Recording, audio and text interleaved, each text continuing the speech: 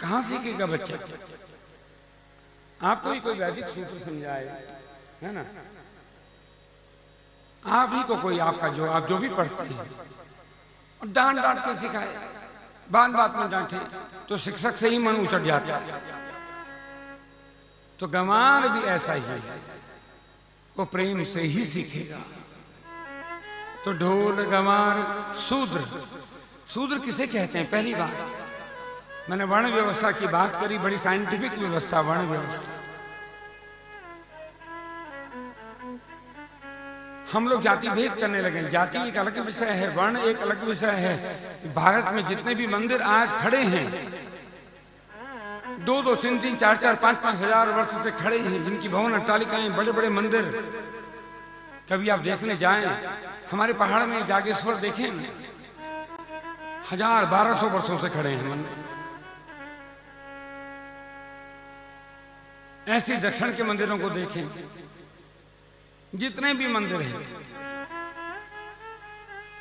उसका आर्किटेक्ट एक शूद्र होता था। हमारे यहां वैदिक परंपरा में शूद्र को ज्यामिति पढ़ाई जाती थी। ज्योमेट्री कहते हैं जिसे आप ज्योमेट्री कहते हैं, वो पढ़ाया जाता था ज्यामिति। तब मंदिरों का एक नक्शा, आर्किटेक्ट, भवनों का आर्किटेक्ट, राजमहलों का आर्किटेक्ट, उसमें काम करने वाला वो व्यक्ति। सोचिए, और क्या मूर्तियां तराश के रखी हैं आज भी, लगता है जैसे जीवंत बोल उठेंगे। कभी जाना हो आपको खजुराहो, कंदरिया महादेव का दर्शन करना हो, उस मंदिर के बाहर उकेरी गई मूर्तियां। कभी आपको दक्षिण में जाना हो, तिरुपति से लेकर के रामेश्वरम तक, भगवान नटराज का विग्रह देखना हो, मदुरई में भगवान मीनाक्षी और सुंदरम का विग्रह देखना हो, क्या सुंदर किन्होंने बनाया है, जिनको आप शूद्र कहते हैं। पढ़ाया जाता था उनको, पढ़ने का अधिकार था उनको, लेकिन क्या पढ़ाया जाता था? आर्किटेक्ट पढ़ाया जाता था, ज्यामिति, गणित पढ़ाई जाती थी कि कितने एंगल पर कौन सा कोण होगा, किस दिशा में क्या लगेगा, ये पढ़ाया जाता है। और ऐसा व्यक्ति जो काम कर रहा है, ऐसा व्यक्ति जो सेवकाई कर रहा है, सेवक है, सेवक है, क्या उसे मार करके उससे काम करवा सकते हो? नहीं, उसे प्रेम से उसके साथ व्यवहार करके। ऐसे सोचिए जैसे आपका बच्चा है, आज पढ़ रहा है, आज वो काम कर रहा है, सीख रहा है, मार मार के नहीं सिखा सकते, डांट डांट के नहीं सिखा सकते, वो सीख ही नहीं पाएगा, वो कर ही नहीं पाएगा काम। यदि एक बार उसको अप्रिशिएट करो ना, आपने बहुत अच्छा किया, वो अगली बार उससे भी अच्छा करके दिखाएगा। तो ढोल गंवार शूद्र, चौथा है पशु। अब यहाँ लखनऊ में तो बहुत कम लोग होंगे जो पशु पालते होंगे, है ना। पशु का मतलब पालने वाले, गाय तो बहुत कम होंगे, जो बहुत कम लोग होंगे जो पालते होंगे। एक पालती हैं गाय, प्रणाम माता जी।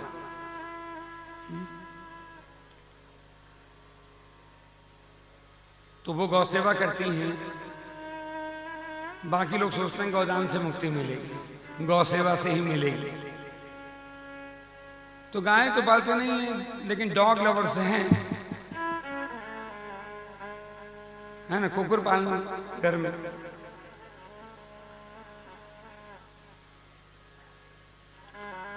हाँ, जीव मात्र पर दया करनी चाहिए, लेकिन जिनके घर में श्वान हो, उनके घर का दिया गया हविष्यान्न देवता ग्रहण नहीं करते हैं, ऐसा शास्त्रों में आया है। उनके घर का दिया गया भोग भगवान ग्रहण नहीं करते हैं। गांव में भी तो पालते थे लोग, है ना, लेकिन आंगन तक ही रहता था। अब बेडरूम में बेड में बैठा हुआ है, वी अंगाव हालवे वी का दगड़ सितनी।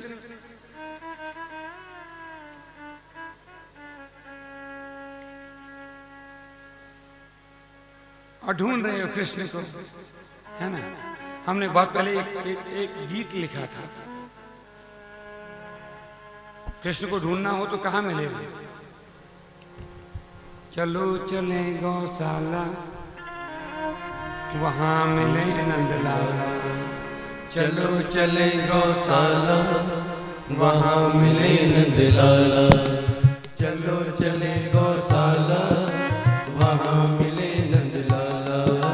चलो चले गौशाला, वहाँ मिले नंदलाला। चलो चले गौशाला, वहाँ मिले नंदलाला। वो माखन चुराते मिलेंगे, वो माखन चुराते मिलेंगे, वो माखन चुराते मिलेंगे, वो माखन चुराते मिलेंगे।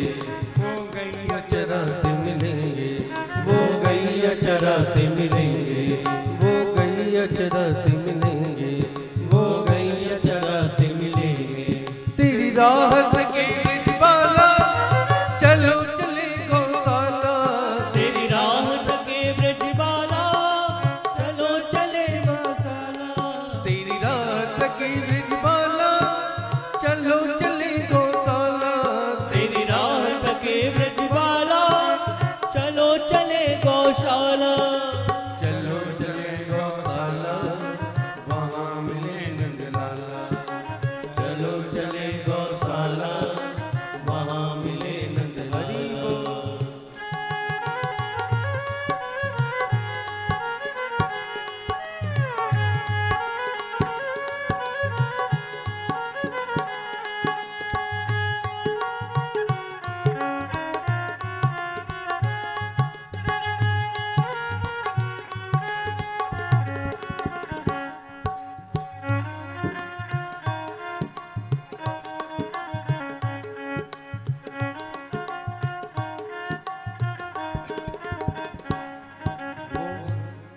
वो बंसी बजाते मिलेंगे, वो बंसी बजाते मिलेंगे, वो यमसी बजाते मिलेंगे, वो बंसी बजाते मिलेंगे। वो रास रचाते मिलेंगे, वो रास रचाते मिलेंगे। वो यमुना नहाते मिलेंगे, वो यमुना नहाते मिलेंगे। वो गिरिवर उठाते मिलेंगे, वो गिरिवर उठाते मिलेंगे। तेरी राहत की ब्रिजवाला, चलो चले गौशाला। तेरी राहत की ब्रिजवाला, चलो चले गौशाला। तेरी राहत की ब्रिजवाला, चलो चले गौशाला। तेरी राहत की ब्रिजवाला, चलो चले गौशाला। चलो चले गौशाला, वहाँ मिले नंदलाला। चलो चले गौशाला, वहाँ मिले नंदलाला। चलो चले गौशाला, वहाँ मिले नंदलाला। तो पशु पालन करते हैं, तो पशु के साथ ताड़न अर्थात आपके शब्दों में मारने का व्यवहार करते हैं या ताड़न प्रेम पूर्ण दृष्टि का व्यवहार करते हैं? प्रेम पूर्ण दृष्टि, पशु के साथ प्रेम। ताड़न का अधिकारी नहीं है पशु। देखो कभी कभी गौर बिगड़ जानी ना, 2 दिनों में परेशान करते हैं ना, तो क्या करते हैं? मारते हो उसको? नहीं। हमारे वहां सोचते थे नजर लग गई है तो उसकी नजर उतारते थे, फिर शांत हो जाती थी गैया, तो फिर प्रेम से दूध देती थी। तो प्रेम पूर्ण व्यवहार पशु के साथ होता है। तो ताड़न का अर्थ क्या है? प्रेम पूर्ण दृष्टि। और ढोल गवार शूद्र पशु नारी, पत्नी प्रेम की अधिकारिणी है। पत्नी प्रेम की, देखो स्त्रैण है ना। और एक बात कहें आपको, ये पूरा जगत ही स्त्रैण है, यहाँ कोई पुरुष नहीं है, यहाँ कोई पुरुष नहीं है। इस जगत में केवल 2 ही पुरुष हुए, नरों में अर्जुन और नारायण में भगवान कृष्ण। ये मैं क्यों कह रहा हूं? महाभारत में दृष्टांत आया है, भगवान व्यास ने बड़े आश्चर्य में भर करके कहा कि मधुसूदन भगवान श्री कृष्ण और अर्जुन दोनों के वक्षस्थल पर स्तन बिंदु नहीं है।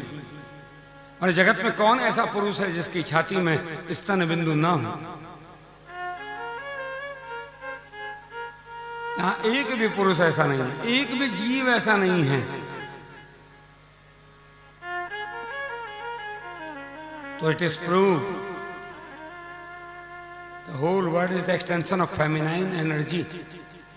ये पूरा जगत स्त्रीण ऊर्जा का विस्तार है, पूरा जगत। यहां कोई पुरुष नहीं है, पुरुष केवल और केवल नारायण है। एक घटना सुनाए, मीरा मेवात छोड़ करके निकली, पैरों में घुंघरू बंध गए। मैं तो मेरे गिरधर की आप ही हो गई दासी। तो निकली वैरागी बनकर के, पहुंची वृंदावन धाम में, जहां आज भगवान बिहारी जी का विग्रह है ना। संत हरिदास की परंपरा में वहां की सेविकाई चलती है। तो जब पहुंची तो वहां द्वार पर लिखा है स्त्रियों का प्रवेश वर्जित है, स्त्रियों का प्रवेश वर्जित है। और ऐसे बहुत सारे मंदिर हमने देखे हैं गांवों में जहां स्त्रियों का प्रवेश वर्जित होता है, ठीक है।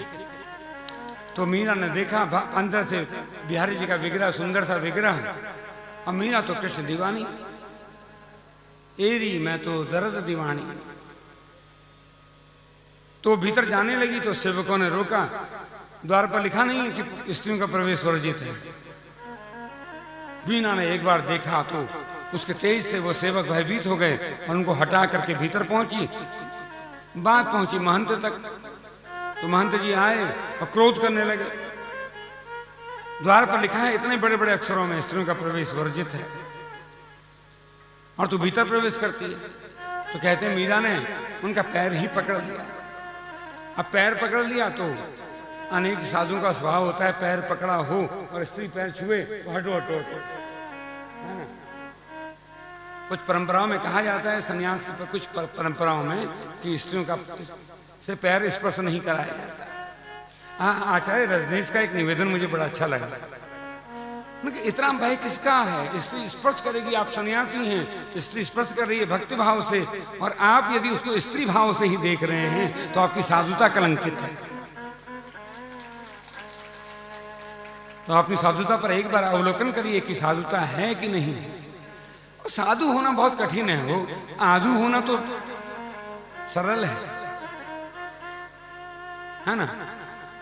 आधु तो हो जाता है कोई भी, ये आधु तो भेष बदल लो, धोती बांध लो और रिबन लगा दो तो आधु तो हो ही जाता है।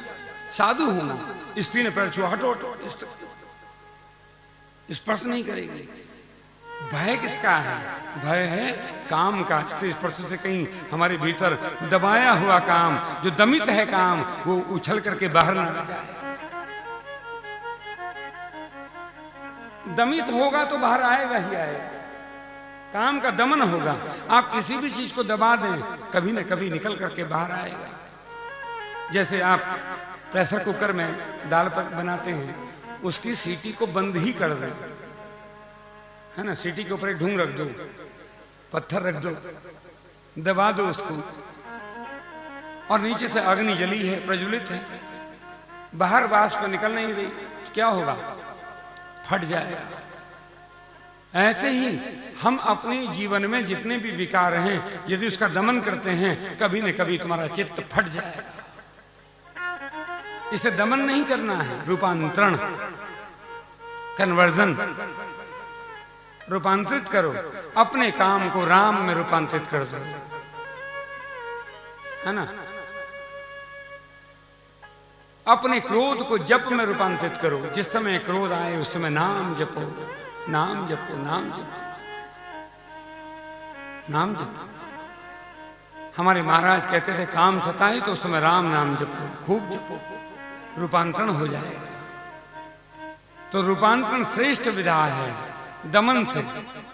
और मैं देखता हूं जगत में साधु परंपरा को, कई परंपराओं में जहां इस प्रकार है, क्रोध का अतिरेक है, वहां दमन हुआ है। ये सीधा सा मनोविज्ञान है, वहां दमन हुआ है। The father of human psychology Sigmund Freud, उसने इतना काम किया काम पर, और वो कहता है कि आपके शरीर में जितने भी रोग हैं, जितने भी रोग, ABCD जो भी रोग है, हाँ जितने भी रोग हैं, वो किसी न किसी कामना के दमन का परिणाम है। I am totally agreed with you. इसे दमन नहीं करना है, रूपांतरण करना है। अतिरेक हो, जो भी अतिरेक हो, काम का, क्रोध का, लोभ का, असम्यक हो तो स्वीकार्य है। मैंने एक दिन यही कथा में कहा था, ये काम, क्रोध, लोभ इनबिल्ट हैं, आप हटा नहीं सकते इनको। हाँ, रूपांतरित कर सकते हैं। यूज में नहीं लाना है। कब लाना है, कितना लाना है, ये विवेक पर निर्भर करेगा। सुमति कुमति सब कहें उर राही, जो फ्रायड कह रहा है वही तुलसी ने पहले कह दिया, फ्रायड से पहले। सुमति कुमति सब कहें उर राही, और जहां सुमति तहां संपत्ति नाना, जहां कुमति तहां विपत्ति निदान, है ना। तो सुमति और कुमति ये सबके भीतर है। देवत्व और दैत्यत्व, दैत्य और देव सबके भीतर रहते हैं। हम किस गुण को कितना खाद पानी देते हैं, वही आपके जीवन में प्रकट होता है। किस गुण को? तो काम का दमन न हो, रूपांतरण हो जाए, भगवान की भक्ति में रूपांतरित हो जाए, प्रेम में रूपांतरित हो जाए। और प्रेम भी वो नहीं है जो जिसका हम व्यवहार करते हैं जगत में, आई लव यू ममा। और दोनों जानते हैं, माँ भी जानती है, बेटा भी जानता है। ये जो आज कह रहे हैं ना, कुछ मांगना होगा इसको, तभी कहा I love you mama, I love you dad. कुछ मांगना होगा, है ना। हम भी अकेले पढ़ते थे वहां, तो कई बार कुछ खर्चे ऐसे हो जाते, फिर घर में दोबारा फोन करना पड़ता। जो महीने का खर्चा था खत्म, तो वहां पिताजी आपकी बहुत याद आ रही थी। याद पिताजी की नहीं आ रही थी, उनके पॉकेट की याद आ रही थी। तो सुर नर मुनि